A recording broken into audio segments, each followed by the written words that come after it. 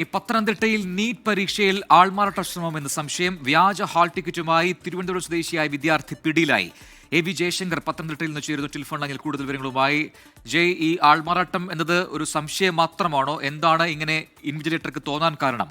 ഇപ്പോഴത്തെ സാഹചര്യം എന്താണ്?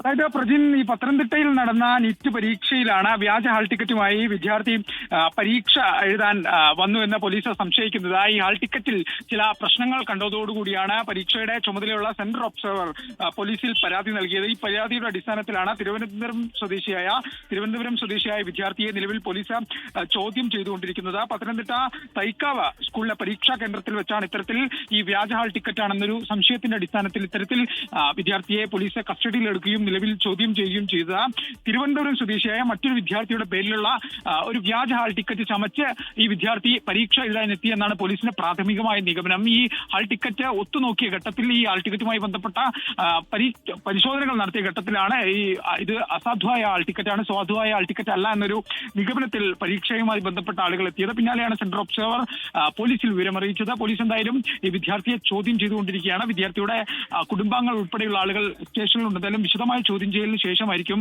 ഇക്കാര്യത്തിൽ പോലീസ് തന്നെയായിരിക്കും ഒരു വ്യക്തത വരുത്തുക. എന്തായാലും പ്രാഥമികമായി ലഭിക്കുന്ന വിവരങ്ങൾ അനുസരിച്ച് വ്യാജ ഹാൾ ടിക്കറ്റുമായി പരീക്ഷ എഴുതാൻ തന്നെയാണ് ഈ വിദ്യാർത്ഥി എത്തിയത് എന്ന് തന്നെയാണ്. ഇതുമായി ബന്ധപ്പെട്ട പോലീസിന്റെ ചോദ്യം ചെയ്യൽ പുരോഗമിക്കുകയാണ്. പ്രജിത്ത്, എ വി ജയശങ്കറാണ് വിശദാംശങ്ങൾ നൽകിയത് പത്തനംതിട്ടയിൽ നിന്ന്.